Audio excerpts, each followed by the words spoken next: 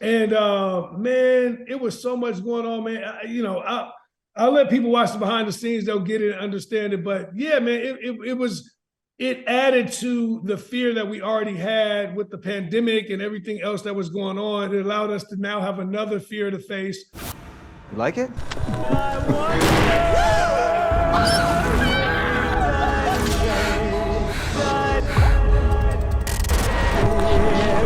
It's playing backwards. I'll mutate him. Fuck are you talking about? I'll mutate him. Let me out! Let me out! Let me out!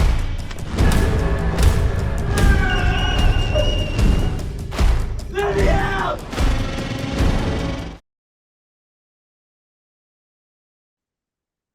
Hey, it's Jim Alexander with the Real Talker. Deon, first of all, I got to say, it's nice to reconnect with you. You were my first podcast I ever did, for traffic back in the day. And I remember we talked NBA. You gave me over an hour. So that was awesome. A really cool thing. I always remembered you for that and always followed your career closely, since we connected. Man, good to see you, man. You look good, man. Well, depends. I'm in a time warp. I still have a Christmas tree up and all that stuff. So you got a naked body in the back, all kind of shit going on. Yeah, well, it's the closest I get to a female these days. So I guess I'll roll with that. I love it, man. Thank you for being here with us, man. Hey, I'm excited to talk to you guys. First of all, I'm whenever there's a historic landmark or hotel or a house, never a good idea really to go into that, right? Because something's always going to turn up and turn out. That's right, man. And you know what's crazy? Badge was just telling a story a moment ago about the location. So we shot this at a place called Strawberry Lodge.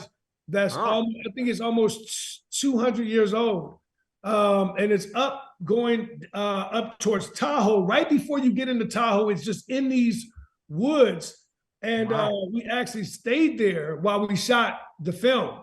And man, it was so much going on, man. I'll let people watch the behind the scenes; they'll get it and understand it. But yeah, man, it added to the fear that we already had with the pandemic and everything else that was going on. It allowed us to now have another fear to face. And what was really cool about the movie, man, and I just saw somebody just a moment ago, Jim, when you watch the movie, and I can't wait for you to see it, man. I'm excited. Yeah, Batch, T.I., Joseph Sikora, Annie, the entire cast. Terrence J, these guys were not only hitting a 10 because they were very focused on delivering a movie because the way we were doing it, but we were also very fearful of what would happen when we said cut or what was going to happen that night. Were we infected? Are we going to get sick? Yeah, that's a real fear there. Yeah, man. So Badge, I was blessed to have him, man, because of just what he represents. And I think in this movie, he was able to channel something and lose himself. And I can't wait for people to see him and Joseph Sikora. I mean, they're just, man, Joe and Batch and T.I., next level. There you go. Batch, I followed your career too. You've done a lot of things. You're a creator, in nature. I'm curious, the theme of this film is fear, but what sort of professional fears have you ever had? Because I feel like you're one of those guys that just kind of self-made and a creator in at the core of it. What are some professional fears you ever endured or might still have? Yeah, I mean, in this industry that we're in, we have to build ourselves to become fearless. That's the only way you can that's the only way you can really become successful in this industry. You have to be fearless. As a child, mine was stage fright, and I knew I wanted to be an actor. So I had to overcome that.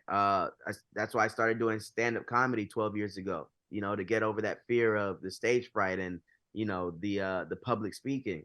I've just fallen in love with now public performing. So yeah. That's cool. Wow. Who would have thought, it's like you conquered your ultimate fear and now you're flourishing at it. So you see, there's that thing when you face fear head on and go for it, amazing things can happen from it too. And Deon, it's kind of interesting because I feel like you are a fearless director. You've always challenged things and done, difficult, even subject matters you've conquered. You've always gone for for a variety of things and always kind of challenging, even themes and putting it onto film too. So I think that's part of your nature in a sense. Yeah, absolutely, man. And I was just saying earlier that this movie means so much to me, man, for various reasons. Obviously being able to make some very cool movies that I'm very proud of, even Traffic, which we talked about a long time ago. Mm-hmm. These movies were not received well originally, man, because people they were ahead of their time. When I made that film, Traffic, I got a bunch of people ask me, why am I making a movie about human trafficking in that element, inside of a thriller? And it was only 8 months later to where trafficking became a global centerpiece politically, and people started really understanding that. And we caught a good wave because people started being like, damn, remember the movie the dude just made about 8 months ago? So Fear, to me, feels like one of those movies conceptually where I'm just proud of it, man. I'm proud of what it means. I'm proud of how we made it. When you talk about film and you talk about the spirit of independent film, this movie is every element of that. This is all of us coming together in a global pandemic, writing a script in a cabin, actors afraid to die, and us holding cameras up and going like, yo, let's hold a camera up to the world and show people how we really feel. So it's as raw and as ugly as, the original Texas Chainsaw Massacre, when Daniel Pearl picked up a camera and they shot a guy called Leatherface running down the street. It's just that type of filmmaking, guerrilla style. And we're really, really happy with what the movie represents, what it says. But more importantly, man, we're happy that it's a theater experience. In a time right now where everybody's streaming and sitting on their couch, hitting themselves in the head with hot dogs, it's like, no, man, go to the movies, hear it loud, experience it, and remember what we were as film culture. We go to the theater, man. And I'm happy that this movie's going to be there on January 27th. You can go see it, and I will guarantee you a good time. So I'm making sure people go have fun at the theater, man. It's going to be loud, it's fun and noisy, and it's a good message. Well, I can't wait to see it, and I wouldn't have it any other way. Thanks so much, guys, for taking time to talk to me. It's awesome to connect with you, Deon, again, and Batch. Hopefully this is first of many. Real talk! So